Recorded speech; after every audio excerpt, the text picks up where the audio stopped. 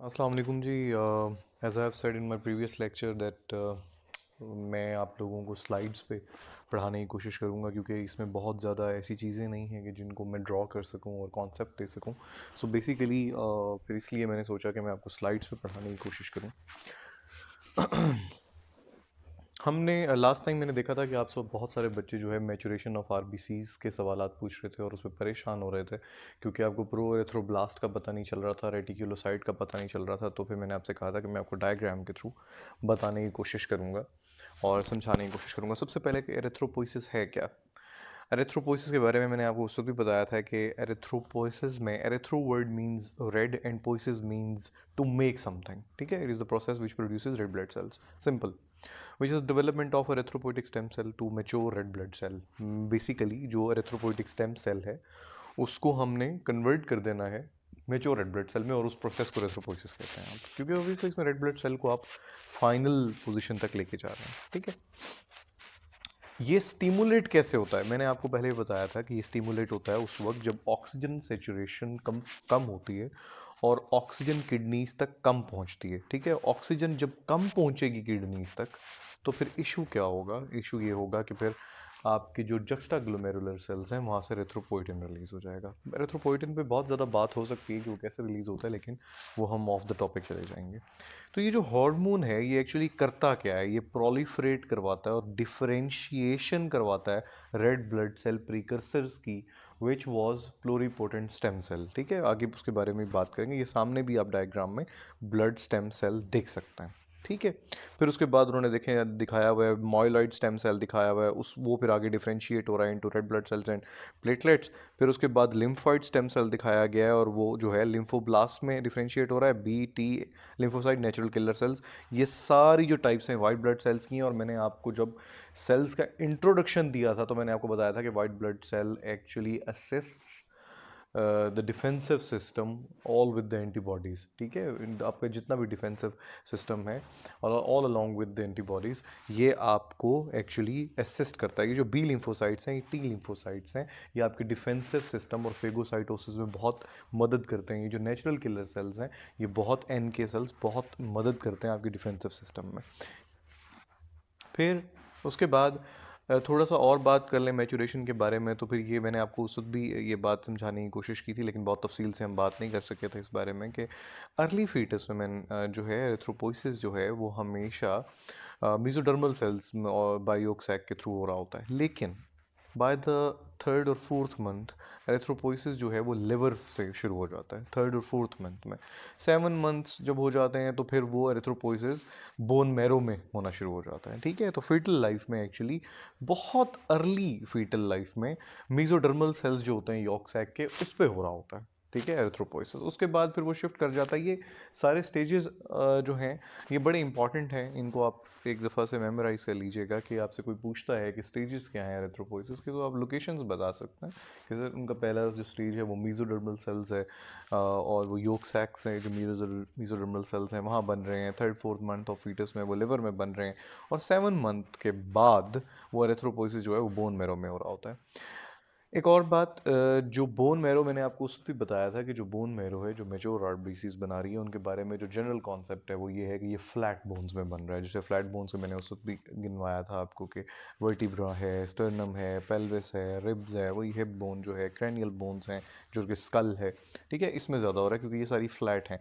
Tibia femur में कुछ books, ज़्यादा बुक्स नहीं लेकिन कुछ बुक्स ये कहती हैं, इवन शेयरवुड ये कहती है कि 25 ईयर्स के बाद टीबिया फीमर जो है वो they actually cease to generate the RBCs and they cease to cause erythropoiesis. They are no longer assistance of red blood cell making. ये जो जिसको हम हेमेटोपोइसिस या फिर हम इसको जिसको हम एरिथ्रोपोइसिस कहते हैं। ठीक है, वो इतनी इंपॉर्टेंट साइट नहीं रहती। लेकिन वर्टिब्रा, स्टर्नम, ये जो जो फ्लैट बोन्स हैं, जो फ्लैट बोन्स हैं वो सारी की सारी बाद में भी बहुत इंपॉर्टेंट रहती हैं और ये बहुत इंपॉर्टेंट से अपना काम करती रहती हैं और बाद में भी एरिथ्रोपोइसिस इनमें चलता रहता है। ठीक है, अच्छा ये जो स्लाइड्स हैं इनको मैं जो काम की बातें हैं वो मैं करूँगा, और जो बहुत इन स्लाइड्स में बहुत कुछ एक्स्ट्रा लिखा हुआ है। सो मैं ये स्लाइड्स को कोई रेफरेंस नहीं दे रहा, सिर्फ पढ़ा रहा हूँ, इससे पढ़ लीजिएगा। जो काम की बातें हैं उनको याद कर लीजिएगा, लेकिन स्टिल हमारा रेफरेंस वही बुक ही है, ठीक है। और मैं एक और बात ये देख रहा था कि जो शॉर्ट बुक है उसमें डायग्राम्स नहीं होती हैं। जो हमारा एडिशन है, जो कंपेनियन बुक है, कंपेनियन एडिशन है गाइटन का, अगर आपको डायग्राम्स नहीं मिल रही होती किसी टॉपिक पे तो प्लीज़ उसे गूगल सर्च कर लिया करें, वहाँ पे डायग्राम्स लिखी हुई हो, वहाँ पे डायग्राम्स बनी हुई होती हैं और बहुत ज़्यादा इमेजेस वहाँ पे आपको मिल जाते हैं, तो फिर वहाँ से आप भी लोकेट कर सकते हैं डायग्राम्स को पढ़ने के लिए, ठीक है। आप इस पे साइट्स ऑफ एरिथ्रोपोइसिस को दोबारा देख सकते हैं, ठीक है। और अब यही बात मैंने उस वक्त भी आपको बताई, अभी भी हमने दोबारा बात की कि प्लूरीपोटेंशियल जो हिमेटोपोइटिक सेल होता है इसके थ्रू जो है, जिसको प्लूरीपोटेंट सेल भी कहते हैं, इसके थ्रू सारा आगे डिफ्रेंशिएशन होती है। अब यहाँ पे आप दोबारा देख लें, लेकिन ये बहुत कॉम्प्लेक्स डायग्राम है, इसलिए इसको मैं इतना रेफर नहीं करूँगा। इसको एक्सप्लेनेशन करते हैं। यहाँ देख लें कि 3 मैचुरेशन फेजेस हैं। डिक्रीज़ है, सेल साइज़ में थोड़ा सा डिक्रीज़ होता है, क्योंकि अगर वो बड़ा रहेगा, मैंने आपको पहले शेप जब एक्सप्लेन की तो मैंने आपको कहा था लास्ट लेक्चर में कि अगर वो बड़ा रहेगा, सफीरोसाइट शेप रहेगी, तो फिर वो छोटी छोटी कैपिलरीज और वेन्यूल्स में से नहीं गुजर सकता, इसलिए उसके साइज़ का छोटा होना ज़रूरी है और उसके अंदर से ऑर्गेनेल्स का निकलना भी ज़रूरी है। सो फिर यहाँ आप देख लें कि स्टेम सेल को देखें, जो हिमेटोपोइटिक स्टेम सेल है, जिसको हमने यहाँ पे हीमोसिस्टोब्लास्ट कहा। उसके बाद जो मैंने प्रोएथ्रोब्लास्ट के बारे में बात की थी, उसे हम कमिटेड सेल भी कहते हैं। वो प्रोएथ्रोब्लास्ट क्यों कमिटेड सेल कहते हैं? क्योंकि अब उसने कमिट कर लिया है कि वो अपने आप को बदलेगा इनटू एन आरबीसी, ठीक है। इसका मतलब ये है कि वो अब दोबारा, अब क्योंकि जो सेल कमिट करेगा जिस सेल लाइन के लिए, ब्लड सेल लाइन के लिए, वो उसमें कन्वर्ट हो जाएगा। अगर वो थ्रोम्बोसाइट के लिए कमिट करेगा तो वो थ्रोम्बोसाइट बनेगा, बाद में जाके प्लेटलेट्स की सूरत इख्तियार करेगा। लेकिन यहां पे अब उसने कमिट कर लिया कि वो एरेथ्रोब्लास्ट के थ्रू एरेथ्रोसाइट बनेगा। That's why now it is committed to be an RBC, red blood cell, ठीक है। उसके बाद ये कमिटेड सेल है, उसके बाद फिर एक डेवलपमेंटल पाथवे है। फेज़ 1 में राइबोसोम सिंथेसिस है, फेज़ 2 में हीमोग्लोबिन एक्यूमुलेशन है, उसके अंदर हीमोग्लोबिन एक्यूमुलेट होता है। और इसके नेम्स जो हैं ये आप पढ़ लें, इनके नेम्स को याद रखना कोई बहुत ज़्यादा इंपॉर्टेंट नहीं है, ये बहुत जल्दी भूल भी जाता है। सो फिर इसको सिर्फ देख लें कि ये स्टेजेस के इनके नेम्स हैं। जो 3 स्टेजेस आपके दिमाग में होने चाहिए, एक ये होना चाहिए कि हिमेटोपोइटिक स्टेम सेल से प्रोएरिथ्रोब्लास्ट बनता है, उसके बाद फिर डेवलपमेंटल पाथवे आता है, और फिर आप लास्ट में देखिए फेज 3 में इजेक्शन ऑफ न्यूक्लियस पे। उसके बाद देखें जो सबसे लास्ट से पहले स्टेज का नाम देख लीजिए, रेटिकुलोसाइट, जिसके ऊपर मैंने बहुत ज़्यादा लास्ट लेक्चर में बात की थी कि रेटिकुलोसाइट काउंट हम क्यों देखते हैं, उसके बारे में मैंने यहाँ पे थोड़ा सा आपको और भी आगे एक्सप्लेन करूँगा। यहाँ पे स्टेजेस जो हैं उनको दोबारा से लिखा गया है। ये रेटिकुलोसाइट काउंट की, जिसको बहुत तफसील से लास्ट लेक्चर में हमने बोला था। रेटिकुलोसाइट काउंट क्यों इंपॉर्टेंट है आप यहाँ पे देख लें। रेटिकुलोसाइट इज फाइनल स्टेज है बिफोर मैच्योरेशन ऑफ आरबीसी, ठीक है, बिल्कुल लास्ट स्टेज पे आता है। जो एवेलुएट करते हैं हम इसको, स्टेम सेल्स को, जो मैरो स्टेम सेल्स के लिए जो एवेलुएट करना होता है मैरो स्टेम सेल्स को, या रिस्पॉन्स देखना होता है बोन मैरो का टू एरिथ्रोपोइटिन, वो इसके काउंट से ही देखते हैं, ठीक है। As I told you earlier कि अगर आपको ये देखना है कि आपकी बोन मैरो सही काम कर रही है या नहीं, या फिर वो एरिथ्रोपोइटिन को रिस्पॉन्ड कर रही है या नहीं, या वो एरिथ्रोपोइसिस करवाने के लिए कितनी ज़्यादा एफर्ट कर रही है, तो आप बेसिकली रेटिकुलोसाइट काउंट देख लेते हैं।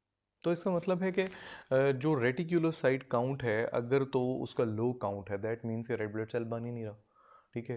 रेड ब्लड सेल मतलब बनेगा तो रेटिकुलोसाइट काउंट तक भी बात पहुंचेगी। इसका मतलब है कि बन ही नहीं रहा, उसकी प्रोडक्शन ही नहीं हो रही अगर रेटिकुलोसाइट काउंट लो है। अगर हाई है, दैट मीन्स कि या तो कोई इस किस्म की डिजीज़ चल रही है जिसके लिए आपको बहुत ज़्यादा आरबीसी चाहिए, जिसकी वजह से बहुत ज़्यादा प्रोडक्शन हो रही है, और उस प्रोडक्शन के बहुत ज़्यादा होने की वजह से कुछ सेल्स मैच्योर हुए बगैर ही आपके ब्लड में स्पेल आउट हो रहे हैं, ठीक है। या फिर अब सर्कमस्टांसेस का मतलब ये है कि कुछ पॉलीसाइथीमियास की और भी रीजंस हैं जिनको हम आगे डिस्कस करेंगे, जो इसमें हो सकती हैं। कंट्रोल जो है एरिथ्रोपोइसिस का, वो किस तरह से हो सकता है, यहाँ आप देख लें कि स्टिमुलेट होता है ये बाय एरिथ्रोपोइटिन, वो जस्ट ग्लोमेरुलर सेल से जो रिलीज हो रहा है हमारा हार्मोन, और प्रोड्यूस कहाँ से हो रहा है जी, किडनी के जी सेल से, इन रिस्पॉन्स टू हाइपोक्सिया। क्योंकि जब उसके रीनल आर्टरी से जब वहाँ पे ब्लड पहुँच रहा है, लेकिन ब्लड पहुँच तो रहा है, लेकिन उतनी ऑक्सीजनेशन किडनी की नहीं हो पाएगी, तो उसके जी सेल्स जो हैं वो सेंसिटाइज कर लेंगे कि हमें हाइपोक्सिया हो रहा है। तो अगर हाइपोक्सिया हो रहा होगा तो उसकी वजह से प्रॉब्लम जनरेट होगा। और फिर उसकी वजह से हाइपॉक्सिया की वजह से आपको, और हाइपॉक्सिया किन किन रीजन की वजह से हो सकता है देख लें। एक तो या तो आरबीसी काउंट ही कम है, उसे एनीमिया कहते हैं, या आरबीसी काउंट ही नहीं है, रेड ब्लड सेल ही नहीं पड़ा हमारे पास। उसके अलावा या तो हेमरेज हो रही है, मतलब कि कहीं से ब्लीडिंग हो रही है। ब्लीडिंग होती तो ब्लड लॉस होगा, ब्लड लॉस होगा तो फिर हमारे पास आरबीसीज कम होंगे, आरबीसीज कम होंगे तो अल्टीमेटली ऑक्सीजन कैरी करने के लिए हीमोग्लोबिन कम है, हीमोग्लोबिन कम है ऑक्सीजन कैरी करने के लिए, तो फिर डीऑक्सीजनेट हो रहा है किडनी, किडनी डीऑक्सीजनेट हो रहा है तो फिर क्या होगा, और एरिथ्रोपोइटिन रिलीज होगा। ठीक है। अच्छा, हाई एल्टीट्यूड है, मैंने आपको पहले बताया था, ऑक्सीजन सेचुरेशन हवा में कम है। ठीक है, ऑक्सीजन सेचुरेशन हवा में कम है तो हम ऑक्सीजन अंदर खींच तो रहे हैं, आरबीसीज तो पूरे हैं, लेकिन स्टिल प्रॉब्लम ये है कि हम ऑक्सीजन खींच रहे हैं और ऑक्सीजन पूरी तरीके से उन हीमोग्लोबिन पे अटैच नहीं हो रहा। लेकिन किडनी तो इसको ऐसे ही सेंस करेगा ना कि मैं तो डीऑक्सीजनेट हो रही हूँ, ठीक है, मैं डीऑक्सीजनेट, मुझे तो फिर भी नहीं मिल रहा, चाहे किडनी को क्या पता कि आप हाई एल्टीट्यूड पे हैं कि नहीं, उसने तो ये सेंस करना है कि मेरे पास ऑक्सीजन नहीं पहुंच रही, और वो इसलिए नहीं पहुंच रही क्योंकि आप हाई एल्टीट्यूड पे हैं जहां पे एयर में O2 सेचुरेशन कम है। ठीक है, उसके लिए फिर एरिथ्रोपोइटिन रिलीज होगा, ज्यादा से ज्यादा आरबीसीज बनेंगे, लेकिन के थोड़ी ऑक्सीजन भी है तो भी उसको मैक्सिमम आरबीसीज कैरी कर लें। हार्ट फेलियर, बहुत ज़्यादा हार्ट फेलियर होगा तो फिर पंपिंग कम होगी, पंप कम होगा, ब्लड ब्लड पंप कम होगा तो फिर उससे क्या होगा, ब्लड पहुंचेगा ही नहीं आपके किडनीज तक, नहीं पहुंचेगा, फिर एरिथ्रोपोइटिन रिलीज होगा। लंग डिजीजेज होंगी तो लंग डिजीजेज में क्या होगा, बाहर से ऑक्सीजन भी ठीक आ रही है, ब्लड भी ठीक पंप हो रहा है, और वेंटिलेशन नहीं हो रही, गैसियस एक्सचेंज नहीं हो रहा, ऑक्सीजन अंदर तो आ जाता है, हीमोग्लोबिन में नहीं भर पा रहे हम, सेचुरेट नहीं कर पा रहे हम हीमोग्लोबिन को 4 ऑक्सीजन मॉलिक्यूल्स के साथ, तो भी डीऑक्सीजनेट हो जाएगी किडनी। तो ये सारी रीजंस, इसलिए कंट्रोल ऑफ एरिथ्रोपोइसिस इन चीज़ों के हाथ में। कैसे होता है ये आप देख लें, इस डायग्राम को आप देख लें, मैं इसको एक्सप्लेन कर चुका हूँ ऑलरेडी। ठीक है, एरिथ्रोपोइटिन जाएगा हेमेटोपोइटिक स्टेम सेल पे, प्रोएरिथ्रोब्लास्ट बनेगा, रेड ब्लड सेल बनेगा, उसके दरमियान सारे स्टेजेस उन्होंने स्किप कर दिए हैं। रेड ब्लड सेल से टिश्यू ऑक्सीजनेशन होगी और एरिथ्रोपोइटिन डिक्रीज हो जाएगा। लेकिन अगर टिश्यू ऑक्सीजनेशन डिक्रीज हो रही है तो उसके कौन से फैक्टर्स हैं, हमने पहले भी डिस्कस किए हैं, ये नीचे लिखे भी हुए हैं। Maturation of red blood cell के लिए क्या चीज़ें एसेंशियल हैं, खासतौर पर vitamin B12 and folic acid. Vitamin B12, B से याद रखिए, हमेशा बीफ से या मटन से मिलेगा आपको, और भी कुछ हैं, डेयरी प्रोडक्ट्स भी हैं, एग से भी मिलता है, लेकिन बी से याद रखिएगा हमेशा, साइनोकोबालामीन आपको बीफ या मटन से। तो फिर जो लोग वेजिटेरियंस होते हैं उनको विटामिन लेने पड़ते हैं, जैसे इंडियंस जो हैं वो प्योर वेज, जो पता नहीं क्या होते हैं, क्या कहते हैं उनको, वो प्योर वेज होते हैं, वो जो प्योर वेज होते हैं उनको फिर विटामिन B12 की कमी होती है और उनमें एनीमिया बहुत ज़्यादा कॉमन होता है। फॉलिक एसिड आपको पता ही होगा, फॉलिक एसिड तो है, बहुत इंपॉर्टेंट है, और ये रेड ब्लड सेल की मैच्योरेशन के लिए, और मेंस्ट्रुएटिंग वुमेन में जब उनमें बहुत ज़्यादा कमी हो जाती है, एनीमिया हो जाता है या आयरन डेफिशिएंसी एनीमिया हो जाता है, तो उनको फ़ौरन हम फॉलिक एसिड की टैबलेट्स देते हैं। इवन इससे भी ज़्यादा इंपॉर्टेंट बात यह है कि जब कोई वुमेन प्रेग्नेंट होती हैं तो हम उन्हें 3 मंथ्स के बाद फॉलिक एसिड 5 mg देना शुरू हो जाते हैं, till the post pregnancy, 3 months post pregnancy तक वो जारी रहती हैं।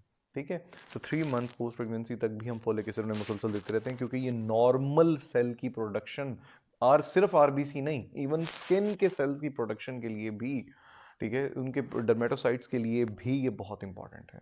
ठीक है, हर सेल जो इस बॉडी में बन रहा है उसके लिए फॉलिक एसिड की बहुत ज़रूरत है, तो फॉलिक एसिड कम होगा तो फिर बच्चा ठीक नहीं बनेगा।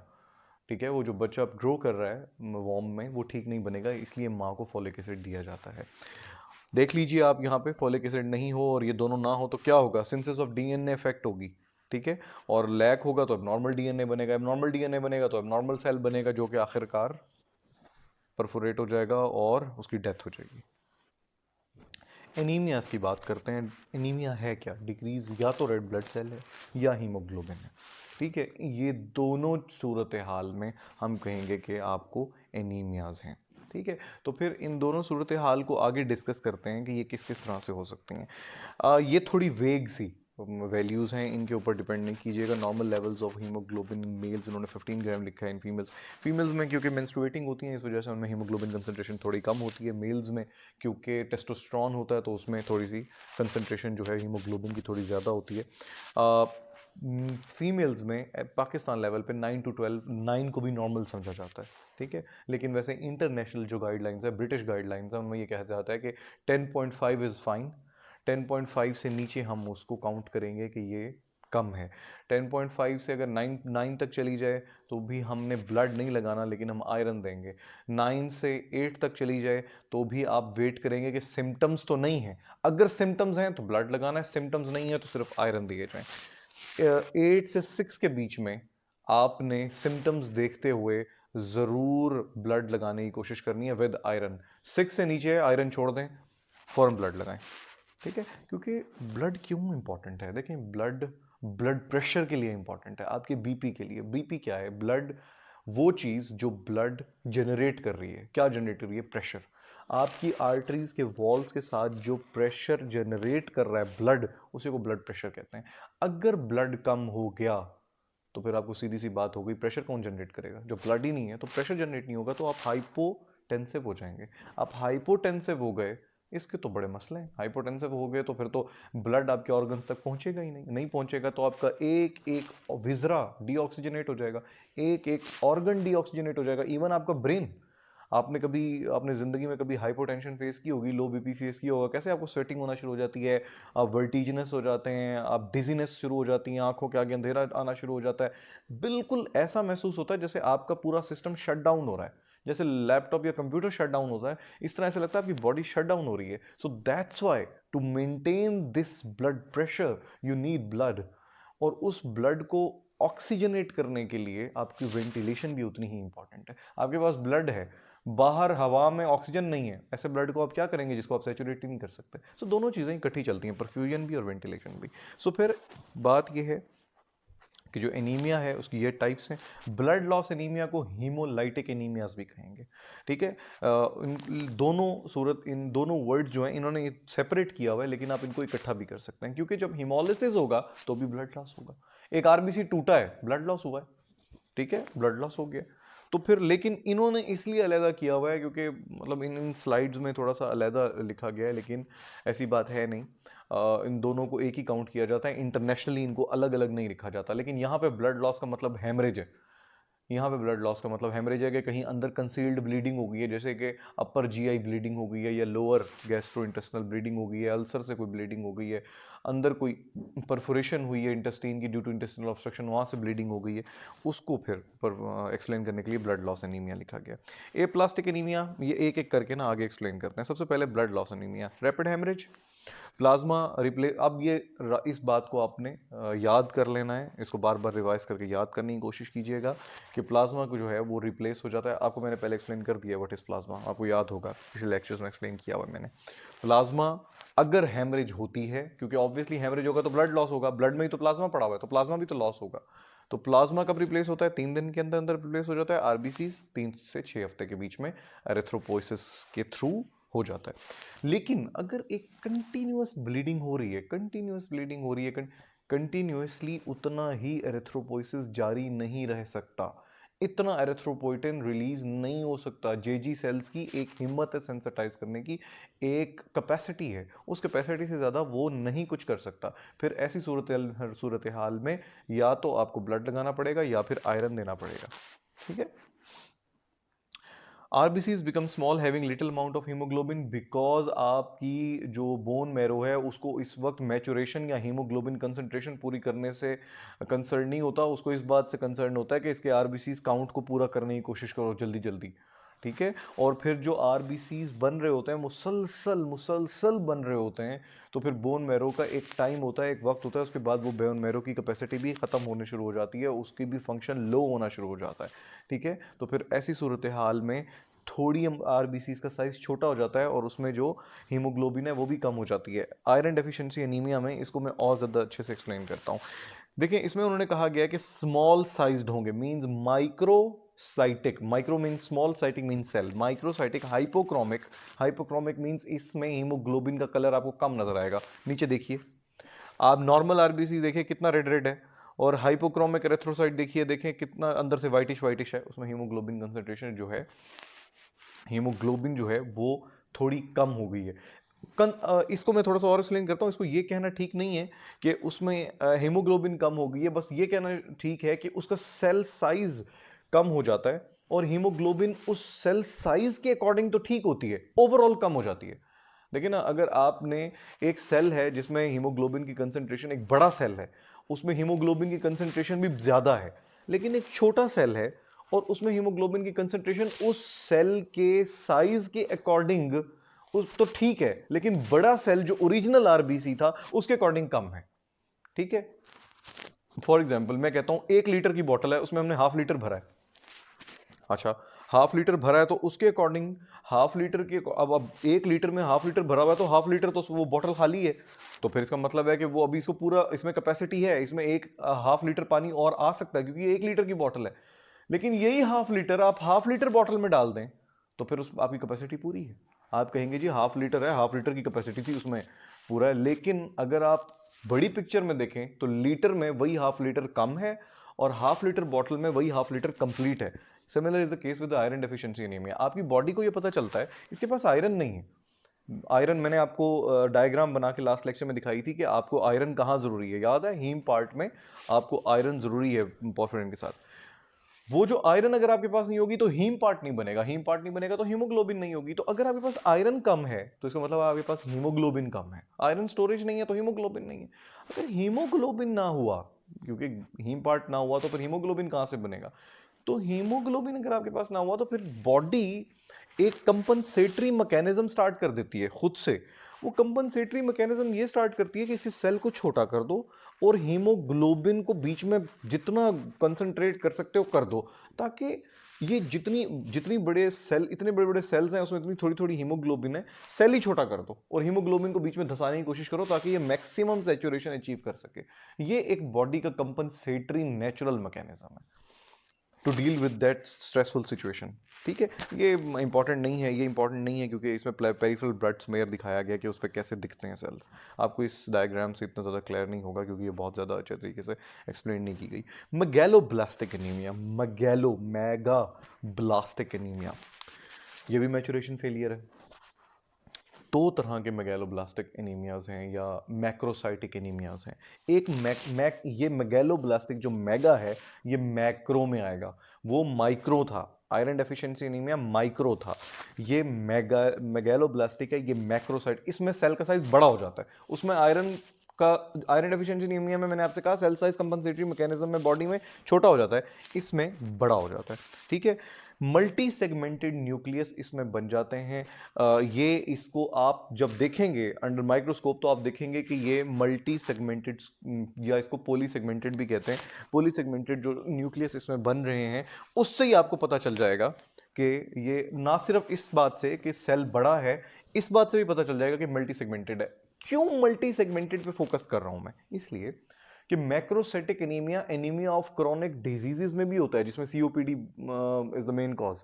सीओपीडी में आपका एनीमिया ऑफ क्रोनिक डिजीज हो जाता है, उस पर अब बात नहीं करेंगे इंशाल्लाह, वो मेडिसिन में आप लोग पढ़ लोगे कि उसमें क्यों मैक्रोसाइटिक एनीमिया होता है। तो मैक्रोसाइटिक एनीमिया तो उसमें भी हुआ और मैक्रोसाइटिक एनीमिया मैगेलोब्लास्टिक एनीमिया में भी है। तो फिर इसका क्या मतलब, इन दोनों को डिफरेंशिएट कैसे करेंगे? अगर उसी मैक्रोसाइटिक सेल में मल्टी सेगमेंटेड न्यूक्लियस है दैट इज मैगेलोब्लास्टिक एनीमिया। लेकिन अगर उसमें मल्टी सेगमेंटेड न्यूक्लियस नहीं मौजूद then it is not megaloblastic, it is just macrocytic. I hope आपको समझ आ गई होगी। अच्छा, 2 टाइप्स हैं जी, मैंने अभी आपसे एक्सप्लेन किया था। B12 और फॉलिक एसिड की बात हमने कर ली है। इसमें परनीशियस एनीमिया नई बात आपने पढ़ी है, वो मैं आगे आपको डिस्क्राइब करता हूँ। ये देख लें, सेल साइज देख लें कितना बड़ा है, मैगेलोब्लास्टिक का मेगा है, मैक्रोसाइटिक है। परनीशियस एनीमिया ये है, this is the type of autoimmune anaemia. ठीक है, इसमें ये होता है कि डेफिशिएंसी हो जाती है B12 की 2 वजह से। एक, आप ले ही नहीं रहे, बीफ नहीं ले रहे, आप वेज हैं, आप ग्रीन पत्तों वाली सब्जियां ले ही नहीं रहे। ग्रीन पत्तों वाली सब्जियों में ही तो आप ग्रीन पत्तों वाली सब्जियां ले रहे हैं और बीफ और मटन नहीं ले रहे। आप सारा वेज ले रहे हैं लेकिन बीफ और मटन नहीं ले रहे। तो बीफ और मटन लेंगे ही तो बात बनेगी, तो वो आप नहीं ले रहे हैं जिसकी वजह से आपकी डाइट इंटेक ठीक नहीं है। सेकंड, एब्जॉर्प्शन नहीं हो पा रही है जीआईटी से। इस पॉइंट को समझना है हमने। ये डाइटरी सोर्सेज लिखे हुए हैं, देख लीजिए। ठीक है, पोल्ट्री भी है, मीट भी है, एग्स में भी मिल रहा है आपको।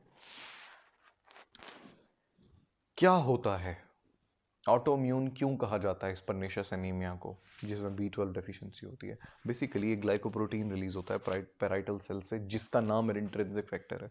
इंट्रिंसिक फैक्टर जो है ये B12 की एब्जॉर्प्शन करवाता है। अगर होता क्या है कि जब आप डाइट लेते हैं, आप मीट लेते हैं, तो इंट्रिंसिक फैक्टर आपके स्टोमक में पड़ा हुआ है। बन कहाँ से रहा है? पैराइटल सेल्स ऑफ स्टोमक से।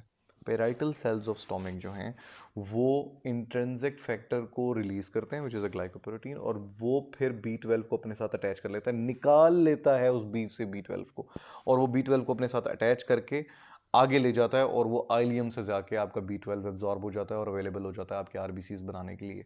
B12 is very important also for the neurons. Neurons भी B12 पे डिपेंड करते हैं। अगर आप, मैं आगे थोड़ी सी इस बात को एंड पे बताऊंगा, हाँ चलें, ये since we have discuss this मैं आपको बता देता हूँ। न्यूरॉन पे बात मैंने आपको स्पेसिफिकली क्यों की, मैंने इसलिए की क्योंकि जो न्यूरॉन्स हैं वो B12 पे इसलिए भी डिपेंड करते हैं। अगर आपने डिफरेंशिएट करना है, क्योंकि इन आपसे कोई सवाल करता है वाइवा में कि बेटा आप कैसे डिफरेंशिएट करोगे कि फॉलिक एसिड एनीमिया है एक पेशेंट को या फिर B12 डेफिशिएंसी है। मतलब मैं ये कहता हूँ, एक मेरे पास एक पेशेंट चल के आया है, उसको एनीमिया है, मैं कैसे डिफरेंशिएट करूंगा इन दोनों में से कि इसको B12 डेफिशिएंसी है या फॉलिक एसिड डेफिशिएंसी है? ये आपको कैसे पता चलेगा? सिर्फ क्लिनिकली बात हो रही है, टेस्ट नहीं करवाया आपने, क्लिनिकली वो तो आप चलो आप अंडर द माइक्रोस्कोप आप देखो, अंडर द माइक्रोस्कोप भी अगर आप देखो तो दोनों में मल्टी सेगमेंटेड न्यूक्लियस है, दोनों मैक्रोसाइटिक है। फिर कैसे पता चलेगा आपको? एक और प्रोसीजर भी है, वो सक्सेनाइल वाला एक और प्रोसीजर भी है, उसको हम यहाँ पे डिस्कस नहीं कर रहे हैं। मैं क्लिनिकल बात करना चाहता हूँ आपसे, ताकि आपको खुद सोचने की एक सलाहियत पैदा हो आप में, और आपको पता चले कि किसी को हमने टेस्ट पर डिपेंडेंट नहीं होना, हमने ऐसे डायग्नोसिस बनाना है एज गुड क्लिनिशियन। तो डायग्नोसिस इस तरह से बनता है कि जब आप पेरिफेरल ब्लड स्मेयर करवाते हैं तो आपको मल्टी सेगमेंटेड न्यूक्लियस तो मिल ही रहे हैं, आपको मैक्रोसाइटिक तो मिल ही रहे हैं, साथ ही क्योंकि मैंने ये बात की है B12 पे अफेक्ट क्या हो रहा है, न्यूरॉन्स, तो फिर आपको हमेशा जो B12 डेफिशिएंसी वाला पेशेंट होगा उसमें कुछ नर्वस सिस्टम के सिम्टम्स मिलेंगे, जैसे कि उसमें पेरिफेरल पैरेस्थीसिया मिलते हैं, पेरिफेरल न्यूरोपैथी मिलती है। वो आपसे कहेगा मेरी उंगलियां सुन्न होती हैं, मेरे पैर की उंगलियां सुन्न होती हैं, मेरा बाजू सुन्न हो जाता है कभी कभी।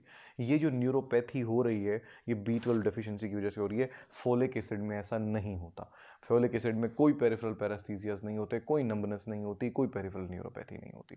ठीक है। मैथियोनिन का भी एक रोल है, वो भी एक टेस्ट करवा के आप सक्सेनाइल मैथियोनिन का एक रोल है, वो आप करवा के भी ये चेक कर सकते हैं कि B12 की डेफिशिएंसी है या फोलिक एसिड की है, लेकिन वो पाकिस्तान में बहुत कम होता है। और भी बहुत ज़्यादा प्रोसीजर्स हैं, लेकिन ये सबसे डेफिनेटिव प्रोसीजर है, और बहुत कम लोग ये जानते हैं कि आप इस तरह से भी इनको डिफ्रेंशिएट कर सकते हैं। क्योंकि बात यह है कि इनके ट्रीटमेंट में डिफ्रेंशिएशन नहीं, आप विटामिन जब दोगे तो आप दोनों ही देते हो, तो फिर कोई ये देखता नहीं है कि B12 का मसला है या फॉलिक एसिड का है, वो कहता है दोनों दे दो, जिसका भी मसला होगा वो सॉल्व हो जाएगा।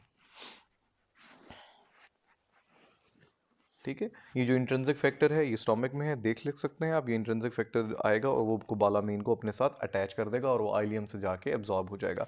तो फिर या तो स्टोमक में ऑटोइम्यून डिजीजेस की वजह से स्टोमक में कोई स्टोमक में जो है इरोजन हुई हुई है, या फिर आइलियम डैमेज है because of any kind of disease. Crohn's disease में आइलियम डैमेज हो सकता है, सीलियक डिजीज में, सीलियक स्प्रू में डैमेज हो सकता है, IBS में डैमेज हो सकता है, बहुत ज़्यादा कोलाइटिस हैं उनमें डैमेज हो सकता है। तो अगर आइलियम डैमेज है, या फिर देखें इंट्रिंसिक फैक्टर आ रहा है लेकिन आइलियम ठीक नहीं है, तो अब्जॉर्प्शन कैसे होगी?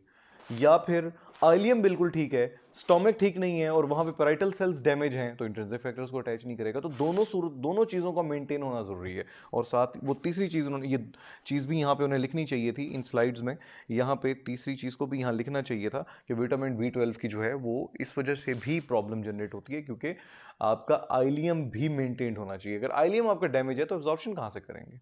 ठीक है। अल्सरेटिव कोलाइटिस एक बहुत इंपॉर्टेंट डिजीज़ है, और क्रोन्स डिजीज़ है, IBD है, IBS है, सीलियक स्प्रू है, बहुत ज़्यादा ऐसी डिजीज़ हैं जिनमें आइलियम डैमेज्ड होगा। अगर आइलियम डैमेज्ड होगा तो फिर आप कैसे करेंगे? आपको बेशक इंटेंसिव फैक्टर अटैच भी होता रहे, एब्जॉर्प्शन ही नहीं होगी। एप्लास्टिक एनीमिया आराम से आपको सिंपल CBC देख के पता चल जाएगी, because read the second line, all cell lines are affected. ना WBC बन रहा है, ठीक है, ना WBC हमारे किसी बन रहा है, ना प्लेटलेट बन रहा है, ना RBC बन रहा है। ऐसा किसी सूरत हाल में नहीं होता, ऐसा नहीं होता। ठीक है। ये सिर्फ और सिर्फ एप्लास्टिक एनीमियाज में हो रहा होगा। ठीक है। एप्लास्टिक एनीमियाज में, और कोई भी ऐसा नहीं है जिसमें बायसाइटोपिनिया होता है, 2 सेल्स की डेफिशिएंसी होती है, 3 की नहीं होती, ये बहुत लेस लाइकली है। ये अगर हो जाए तो इसका मतलब है डिक्रीज हीमोपोइसिस है। ठीक है, डिक्रीज हीमोपोइसिस है, और ये बहुत डेंजरस सिचुएशन है, बहुत। इस सूरत हाल में अक्सर आपने सुना होगा, सर उनको ब्लड कैंसर है, बोन मैरो ट्रांसप्लांटेशन हो रही है। ये डिजीज है जिसमें बोन मैरो ट्रांसप्लांटेशन होती है, बिकॉज कोई सेल भी नहीं बन रहा, हमने ऐसी बोन मैरो को करना क्या है जो एक सेल लाइन भी सही से नहीं बना रही। देखें, अगर थ्रोम्बोसाइटोपिनिया है तो इसका मतलब है कि एक सेल लाइन डिस्टर्ब है, मींस प्लेटलेट्स डिस्टर्ब है। चलो हम प्लेटलेट्स को ट्रांसप्लांट कर देते हैं, हम प्लेटलेट्स लगा देते हैं किसी को, ठीक है, फ्रेश फ्रोजन प्लाज्मा हम लगा देते हैं। अच्छा, किसी में वाइट ब्लड सेल्स की कमी है तो चलो ठीक है, हम उसको एंटीबॉडीज एंटीबायोटिक्स दे के हम उसको कंपनसेट करने की कोशिश करते हैं। आरबीसीज की किसी में कमी है तो चलो ब्लड लगा दो यार, ब्लड लगा दो, आयरन दे दो, B12 दे दो, फॉलिक एसिड दे दो, बेहतर हो जाएगा। या कुछ नहीं देना तो चलो डायरेक्ट ब्लड तो ट्रांसफ्यूज कर सकते हैं ना। अब तीनों ही कम है तो तीनों के लिए क्या करोगे? फिर आपको बोन मैरो ट्रांसप्लांटेशन करनी पड़ती है। एप्लास्टिक एनीमिया किन रीजंस की वजह से हो सकता है? यू कैन सी हियर, आपकी बुक्स में भी लिखा हुआ होगा। हीमोलाइटिक एनीमियाज क्यों हो सकते हैं? लास्ट टाइम मैंने आपको समझाया भी थी ये बात कि हीमोलाइटिक एनीमियाज इस वजह से हो जाते हैं क्योंकि हीमोलिसिस होती है उन सेल्स की, क्योंकि वो अपनी शेप, जो ओरिजिनल शेप है, उसको मेंटेन नहीं रख पाते। एरिथ्रोब्लास्टोसिस फेटालिस भी एक डिजीज़ है, उसकी वजह से भी हो सकते हैं। लेकिन जो हेरिडिटरी जो डिजीज़ हैं, हेरिडिटरी वो डिजीज़ हैं जिनमें वो अपनी बायकनकेव शेप को मेंटेन नहीं रख पाते। आगे हम पढ़ते हैं इस बारे में। हाँ, ये हेरिडिटरी, बल्कि यहाँ एरिथ्रोब्लास्टोसिस फेटालिस का जिक्र भी किया गया है। हेरिडिटरी स्फेरोसाइटिस और सिकल सेल एनीमिया ये हेरिडिटरी डिजीज़ है, ठीक है। और एरिथ्रोब्लास्टोसिस फेटालिस जो है ये एक्वायर्ड है, ये देखें मे बी हेरिडिटरी और एक्वायर्ड। तो ये हेरिडिटरी हैं, मतलब पेरेंट से हमारे पास आए हैं, मतलब हमने पेरेंट से हेरिडिटरी हमने इसको गेन किया है, और इसमें ये ऑब्वियसली फेमिलियल हैं, हम तक पहुँचे हैं थ्रू पेरेंट्स जीन्स, ठीक है। तो फिर हेरिडिटरी स्फीरोसाइटोसिस में होता क्या है, इसको वन बाय वन डिस्कस करते हैं।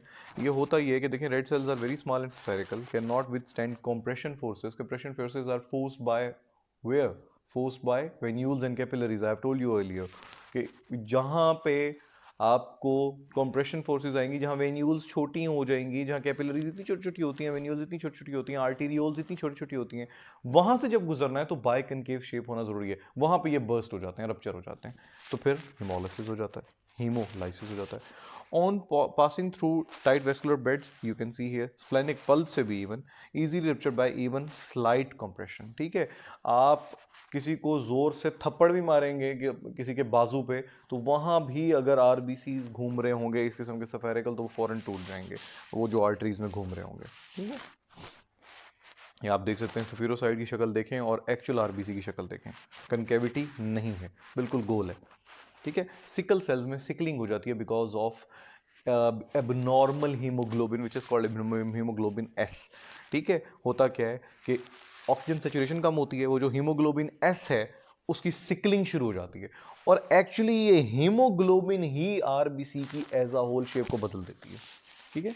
नीचे देखें, गिविंग है सिकलिंग अपीयरेंस, ये सिकल सेल देख लें किस तरह का है, ठीक है, हिलाल हैमर बना हुआ। ये तो देखें इसमें, इस डायग्राम में बल्कि उन्होंने एक्सप्लेन भी कर दिया है, हाँ बड़ी अच्छी डायग्राम है ये, इसमें इन्होंने एक्सप्लेन भी कर दिया है कि वो जो सिकल है, abnormal sickle red blood cell of reaction of cell section, blood cell section, आप देखें देखें ज़रा, आप हीमोग्लोबिन की शक्ल देखें और नॉर्मल रेड ब्लड सेल की शक्ल देखें, और सिकल सेल से प्रॉब्लम क्या हो रही है वो भी देखें, एक्सप्लेन किया। वो देखो, एबनॉर्मल हीमोग्लोबिन सिकल सेल की शेप की है, उस एबनॉर्मल हीमोग्लोबिन ने ही एज अ होल उसकी शक्ल को बदल दिया है रेड ब्लड सेल की। So it is the actually abnormality of haemoglobin which is differentiating the shape of that RBC from the normal one, ठीक है। सो फिर इसकी वजह से हो क्या रहा है, वो क्या है, वो कैपिलरीज में जाके वो फंस जाएगा आरबीसी, वो बीच में से निकल ही नहीं पाएगा, फंसा रहेगा और ब्लड स्टेसिस करना शुरू कर देगा, ब्लड स्टेसिस करना शुरू कर देगा, ब्लड ब्लॉकिंग शुरू हो जाएगी वहाँ पे, और आखिरकार फिर वो सेल्स जो है वहाँ से बर्स्ट आउट हो जाएंगे और वो फट जाएंगे वहाँ पे, और हेमोलिसिस हो जाएगा।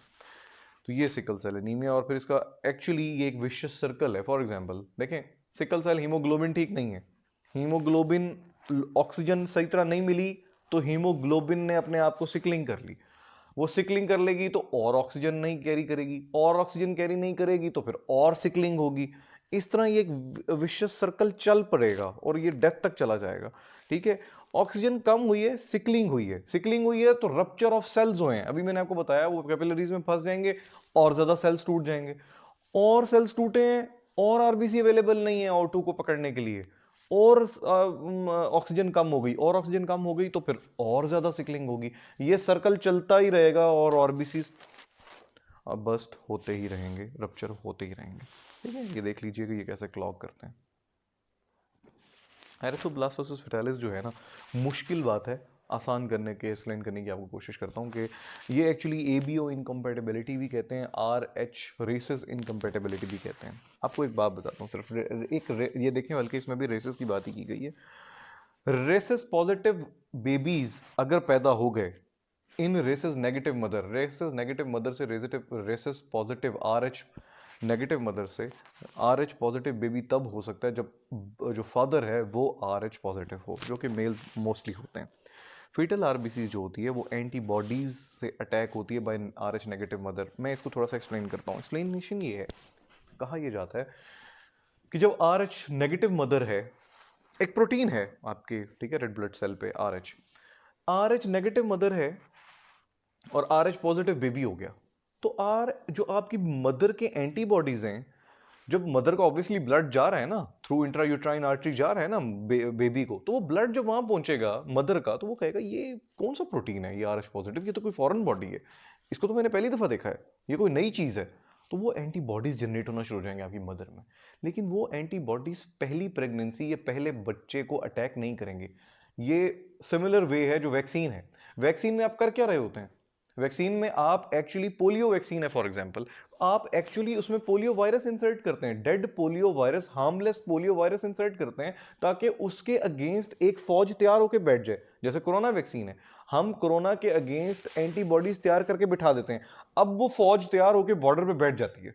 ठीक है, अब जब एक्चुअल एक्टिव कोरोना वायरस हमारी बॉडी में आएगा, वो फौज ऑलरेडी तैयार होगी, वो उसे अटैक करेगी, हम ठीक हो, हमें कुछ नहीं होगा। सारी वैक्सीन यही होती हैं, इसको भी यही समझ लें कि उसमें एंटीबॉडीज फौज बन के तैयार होकर बैठ जाएगी। पहली प्रेगनेंसी, पहले RH पॉजिटिव बच्चे पे अटैक नहीं होगा, पहले पे सिर्फ सेंसिटाइज होगा आपका इम्यून सिस्टम। ठीक है, सिर्फ ये देखेगा कि हाँ भाई ये RH पॉजिटिव बच्चा है, इसके अंदर कोई RH पॉजिटिव कोई प्रोटीन पड़ा हुआ है, ये प्रोटीन मुझ में तो नहीं है, क्योंकि मदर तो RH नेगेटिव है, मुझ में तो नहीं है, तो मैं ना अब एंटीबॉडीज अपने आप को बना के बैठ जाएंगे। जब सेकंड बेबी आएगा, सेकंड प्रेगनेंसी में अगर वो RH पॉजिटिव हुआ, उस पे आपके वो एंटीबॉडीज जो सेंसिटाइज्ड थे, जो पहले बन के फौज बैठी हुई थी, वो अटैक कर देगी, और फिर बेबी जो है उसको बहुत ज़्यादा सीरियस एनीमिया होगा, क्योंकि ऑब्वियसली उसके सारे रेड ब्लड सेल्स को अटैक करके मार देगी। इस डायग्राम में वही कुछ एक्सप्लेन किया गया है। अच्छा, ये यहाँ पे ये सेकंड प्रेगनेंसी की भी बात, हाँ चलो हो गई है, यहाँ पे भी सेकंड प्रेगनेंसी की बात भी हो गई है। I didn't see that earlier. ठीक है, ये एरिथ्रोब्लास्टोसिस फेटालिस है। स्वोलन लिवर क्यों होगा? एब्डोमिनल स्वेलिंग क्यों होगी? क्योंकि लिवर भी एनलार्ज्ड होगा, और क्योंकि ऑब्वियसली लिवर को ज़्यादा काम करना पड़ रहा है, क्योंकि फीटस में तो लिवर ही तो बोन मैरो था एक्चुअल हमारा, वहीं तो एरिथ्रोपोइसिस हो रही थी, तो उसको ज़्यादा से ज़्यादा काम करना पड़ेगा, वो ज़्यादा साइज में हो जाएगा, और स्प्लीन भी ज़्यादा साइज में होगी। दैट्स वाई आपको एब्डोमिनल स्वेलिंग मिलेगी। स्प्लीन क्यों साइज में होगी? क्योंकि वो जो एबनॉर्मल RBCs जो टूट रहे हैं, वो उनके कब्रिस्तान है, वहां पे वो स्प्लीन को काम करना पड़ रहा है, स्प्लीन उनको तोड़ रही है। ये इफेक्ट्स ऑफ निमोनिया है, एनीमिया है, ये आपकी बुक में सारे लिखे हुए हैं, एनीमिया के इफेक्ट सारे लिखे हुए हैं, आपको पता ही है। अच्छा, पॉलीसाइथीमिया क्या है? पॉलीसाइथीमिया ये है कि आपके जो रेड ब्लड सेल्स हैं वो बहुत ज़्यादा बन रहे हैं, बिकॉज ऑक्सीजन सेचुरेशन नहीं है एयर में, बाहर ऑक्सीजन सेचुरेशन नहीं है। ठीक है, 2 टाइप्स हैं जी, उन्होंने लिखा हुआ है, सेकेंडरी पॉलीसाइथीमिया और पॉलीसाइथीमिया वेरा। सेकेंडरी पॉलीसाइथीमिया के बारे में देख लें, due to hypoxia increased RBC synthesis होगी। कार्डिक फेलियर में भी, हाई एल्टीट्यूड में भी। कार्डिक फेलियर में क्यों होगी? कार्डिक फेलियर में इसलिए होगी कि आपकी टिश्यूज तक ब्लड पहुंच नहीं पा रहा, तो नहीं पहुंच पा रहा, तो ऑब्वियसली पॉलीसाइथीमिया जो है वो एरिथ्रोपोइटिन ज़्यादा से ज़्यादा रिलीज होगा और एरिथ्रोपोइसिस बढ़ा देगा वो, दैट्स वाई पॉलीसाइथीमिया हो जाएगा बेशुमार। मतलब आपकी जो HB है वो नॉर्मल कितनी होनी चाहिए? 15 हमने अभी मेल्स में पढ़ी है, वो तकरीबन 18, 19, 20 तक गई हुई होगी, क्योंकि बेशुमार RBCs तैयार हो रहे होंगे, क्योंकि आपकी ऑर्गन्स हाइपोक्सिक हैं बिकॉज ऑफ कार्डियो फेलियर और हाई एल्टीट्यूड। जो वेरा है, जिसको एरिथ्रोमिया भी कहते हैं, cause by genetic aberration in haemocytoblastic cell, ठीक है, producing the blood cells. Blast cells जो प्रो एरिथ्रोब्लास्ट हैं वो शिज़ोफ्रेनिक हो जाता है और वो सेल्स में बनाता ही रहता है प्रोरेथ्रोब्लास्ट। ठीक है, ये एक जेनेटिक डिफेक्ट है। ठीक है, जेनेटिक डिफेक्ट किसका है? हीमोसिस्टोब्लास्टिक सेल्स का, जो कि बनाए जा रहे हैं, बनाए जा रहे हैं और बनाए जा रहे हैं, और इसमें इतने ज़्यादा आपको ब्लास्ट सेल्स मिलते हैं कि आप जब पेरिफेरल ब्लड स्मेयर करवाते हैं तो आपको पता चलता है कि इसमें रेटिकुलोसाइट काउंट इतना ज़्यादा नहीं है, लेकिन ब्लास्ट सेल्स बहुत ज़्यादा हैं। टोटल वॉल्यूम, जाहिर है जितना रेड ब्लड सेल बनेगा उतना ही वॉल्यूम इंक्रीज होगा आपके ब्लड का। ठीक है, ये पॉलीसाइथीमिया वेरा है, उसके बारे में बच्चे को दिखाया गया है। ये पॉलीसाइथीमिया वेरा की सारे डिफरेंशिएशंस हैं और पॉइंट्स हैं।